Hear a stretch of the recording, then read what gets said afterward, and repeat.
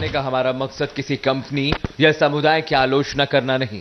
हम चाहते हैं कि शो के माध्यम से निवेशक और ज्यादा जागरूक हों, आम जनता को बिजनेस के नए तरीकों की जानकारी मिले, प्रोग्राम के माध्यम से बिजनेस के प्रति सकारात्मक सोच एक बार फिर से जगे, कारोबार के नए तरीकों के बारे में हम एक्सपर्ट्स के जरिए ज्यादा से ज्यादा जानकारी अपने दर्शकों तक पहुंचा सकें।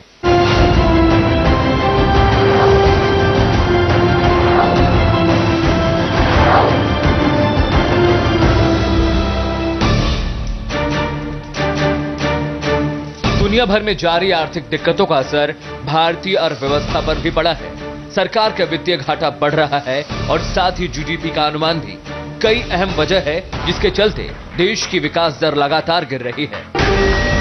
अंतर्राष्ट्रीय बाजारों में जारी दिक्कतें, लगातार बढ़ती महंगाई दर, कृषि उत्पादन में लगातार गिरावट, सरकारी घाटे में लगातार इजाफा, बैंकों के ऊपर बढ़ते कर्ज का बोझ और बैंकों के एनपीए में हुई तेजी से बढ़ोतरी।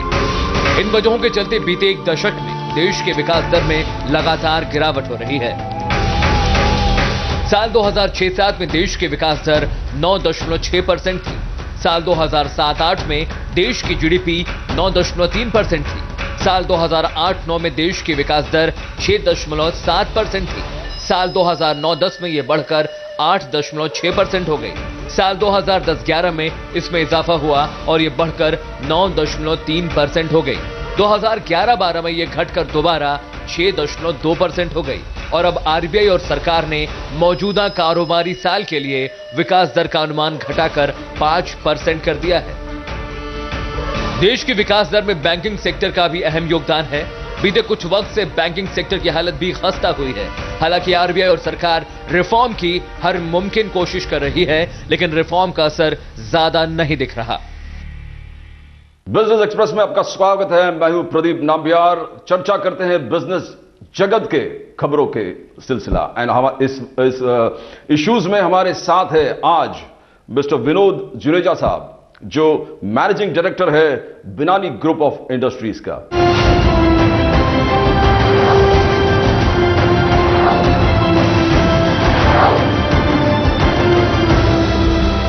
सर, आपसे हम जानना चाहते हैं the positive aspects Indian economy के बारे में।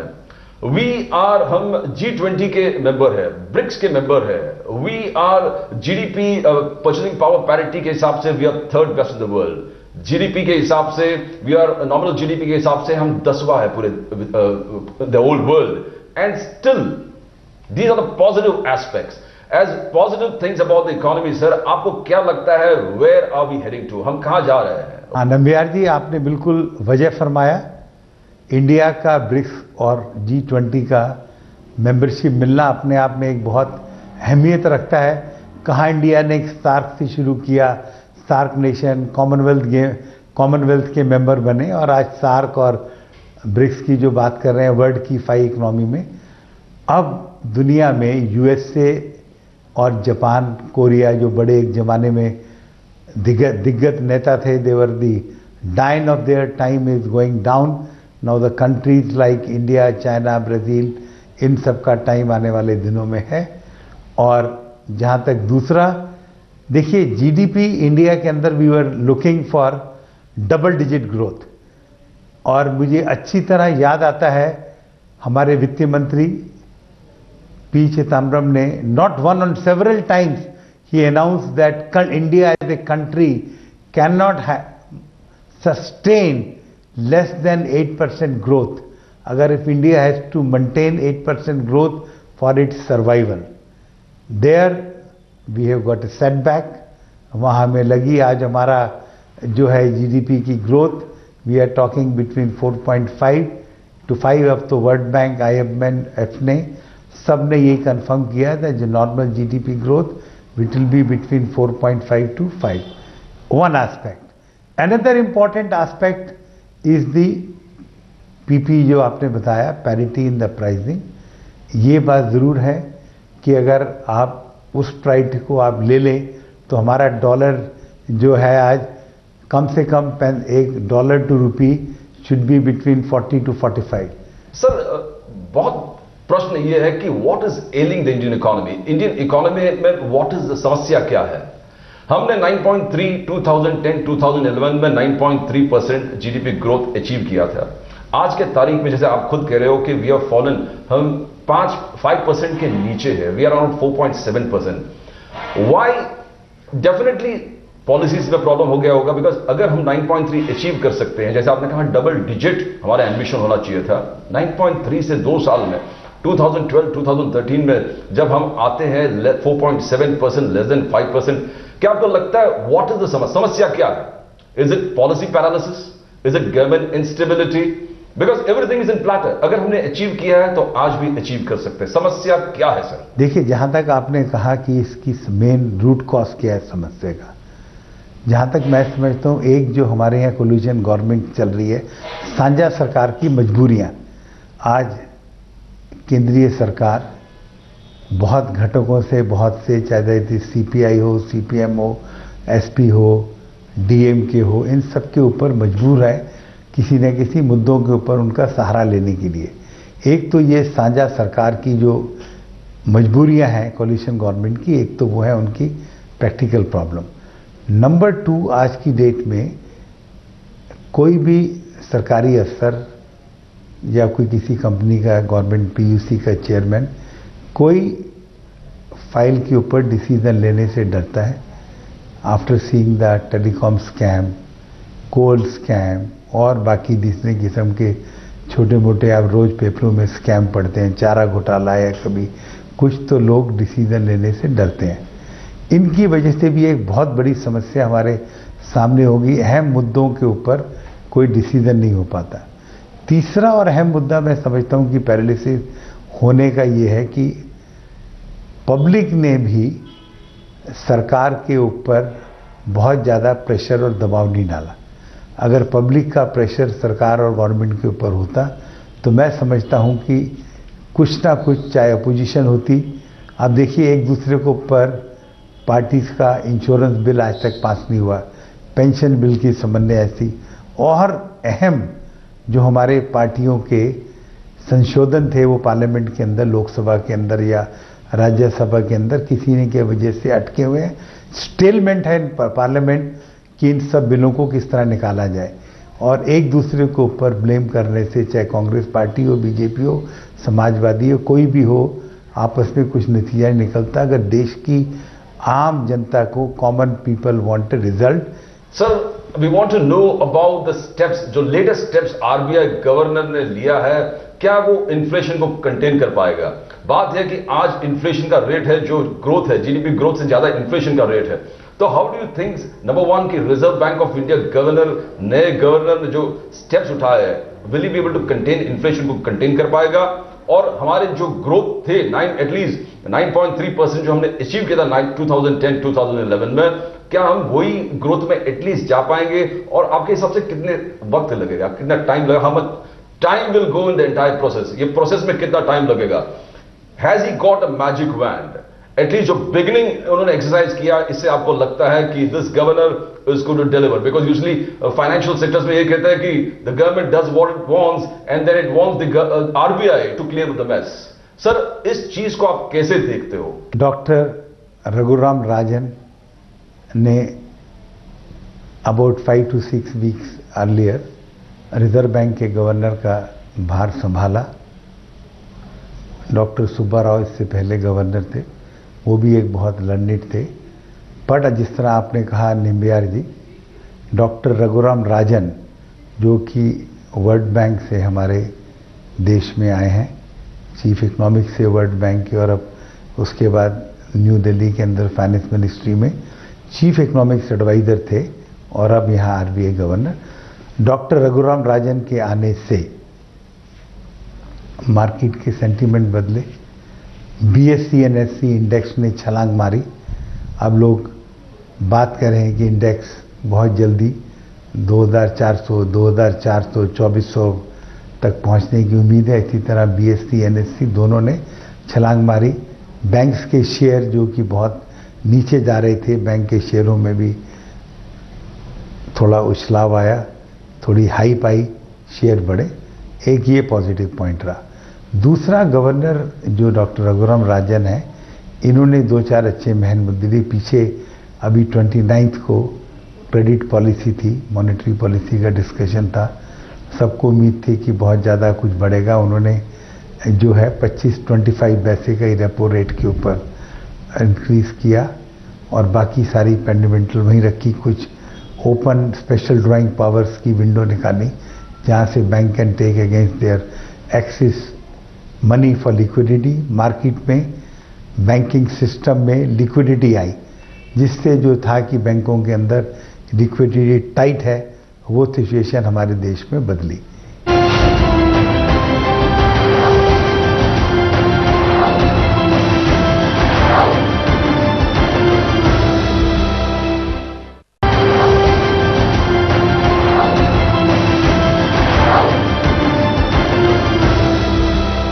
सर, फॉर एनी इकोनॉमी, कोई भी इकोनॉमी अगर परफॉर्म होना है तो banking sector plays a big instrumental role.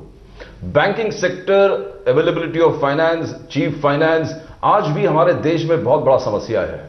तो हाउ डू यू थिंक इस बैंकिंग सेक्टर को ग्रोथ बूस्ट करने के लिए और नॉर्मल एंटरप्रेन्योर्स के लिए किस प्रकार से फैसिलिटेट करने का कौन सा कदम सरकार को उठाना चाहिए, and how should the banking sector पर से behave to boost the economy? We want your answers on that, sir. कि किसी भी देश की डेवलपमेंट के लिए banking sector has got a very vital role, very important role. Without banking support, no industries can do any development, expansion program, integration, M&A activity of banking merger and acquisition will not take place. तो एक healthy bank का होना देश के लिए अहम है, very important है. आपने एक और इसी के अंदर एक छोटा सा और सवाल उठाया था कि इस एक्सक्लूसिव ग्रोथ के अंदर हमें क्या एडवांटेज बैंकिंग से होता है. बैंकिंग चैनल ही एक ऐसा है जहां पर कि 500 पॉपुलेशन तक के गांव के अंदर कुछ हमारे बैंकिंग सुविधा होनी. कंट्री के अंदर बहुत जगह ऐसे हैं आज भी कि जहां पर उनको बैंकिंग में शाखा की सर्विस लेने के लिए कम से कम 10 से 15 किलोमीटर तक चलना पड़ता है. To avoid all those things, ये जो बैंकिंग कॉरेस्पॉन्डेंस की बात की है, that will have to reduce कि people should not travel more than 1 to 2 kilometres to avail any banking facility. ये तो इस ग्रोथ की जो हम बात कर रहे हैं, ग्रोथ के बेनिफिट हर एक को मिले. रिजर्व बैंक ऑफ इंडिया हो, चाहे फाइनेंस मिनिस्ट्री हो, चाहे डिफरेंट गवर्नमेंट की एजेंसीज हो under the ministry of rural development. Inclusive growth देश के हक में है. It is in our interest and all of us must get the benefit of the banking system, because when on July 1969 12 banks and after 1980s another 5 banks were nationalized. It is the responsibility of the government to see that each and every citizen of this country, to maintain the respect in the society, must have a bank passbook to show everybody that I am also a bona fide. Sir, this is the election year, election process प्रक्रिया शुरू हो गया सब जगह and you can see election time in the air. तो मैं आपसे जानना चाहता हूं, हर व्यक्ति, द पीएम इन वेटिंग और पीएम, हर व्यक्ति यही कहता है कि inclusive growth. I want to know what is it inclusive growth. Inclusive growth है क्या? Is it something that is going to jump start the economy back to track again? Along with that, आपने जो कहा कि stock markets, RBI governors के जो recent decisions थे, the stock market is moving that, is the jump in the stock markets और stock markets touching the roof top, does it mean that economy सही track पे जा रहा है? आज 21,000 प्लस बात कर रहे हैं, एट द सेम टाइम हमारे जीडीपी ग्रोथ भी 4.7 है. इज देयर एनी कोरिलेशन और is the two taking different directions? We want to know totally inclusive growth, the boom of the stock market and the Indian GDP, vice versa. What is the state, sir? देखिए, जहाँ तक आपने अभी बताया कि economics growth का question, stock market में उछाल 21,000 and above, and the last and important point you also said how the whether the up in the stock market shows any important significance for the growth. So these three different points are there. I would like to explain as far as possible. Any upswing in the stock market, whether it is the BSE or NSE, is having only a sentimental value, only a feel-good factor. Normal people who are investing in the stock market, it only gives benefit to them, the people, but the people who are availing or who are taking the facility through their Demat account, because to do the stock market today, you must have a Demat account where you can buy or sell the share. Now my only reply to your query or to remark is, stock market, I personally feel, true indicator is how many new public issues are coming. Any new industry cannot come unless and until he brings his own equity. Even you are having a project which has got a, say, debt equity ratio of 1:1.25. If you are having a project of, say, 1,000 crore rupees, minimum about 428 crore rupees equity has to come. There is a shortage of equity. To raise the equity, you have to go to stock market, you have to sell your share to the public. Unfortunately, there is no issue is hitting the market. No new public issue is hitting the market. Reason being, people are scared, corporates are scared that this issue will fail, issue will not subscribe to the full thing. One point. Number two, about pricing. I will not get any premium of my share. I am entitled for some 25-30% premium because market conditions are not good. I will not get it. So simply by market going and up, one day goes up, next 1 week down, this only few people get benefit. Only a selected number of people are enjoying who are regularly playing in the stock market. Casual people who certain buy share, who want to only invest in the, not in the secondary market, who want to invest in the primary market. Primary market is not coming and we cannot have the live only on the secondary market.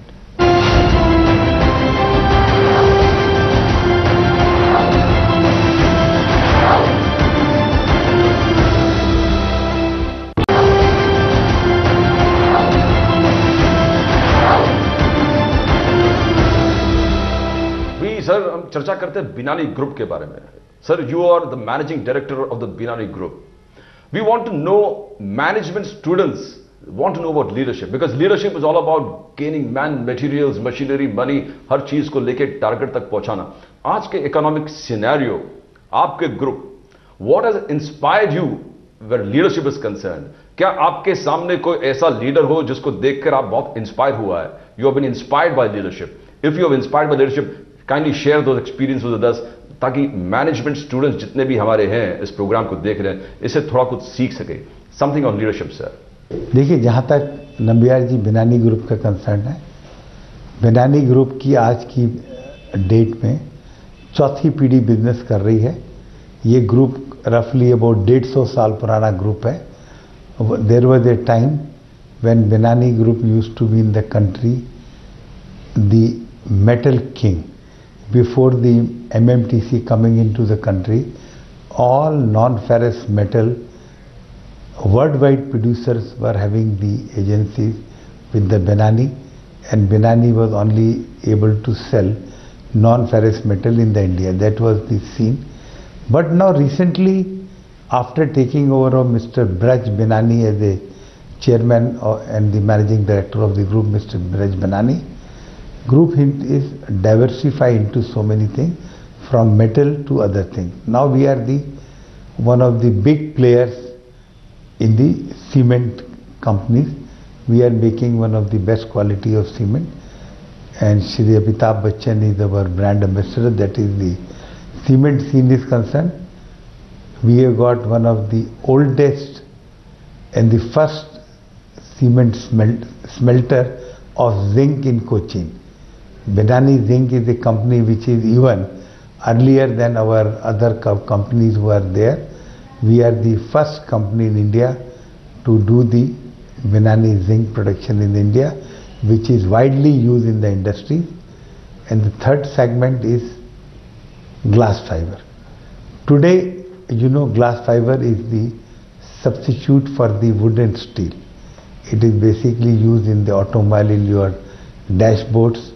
It is used in the blades for any energy saving, including Suzlon and so many other companies who are windmills they are making. We are the main supplier. Glass fiber is supplied to them.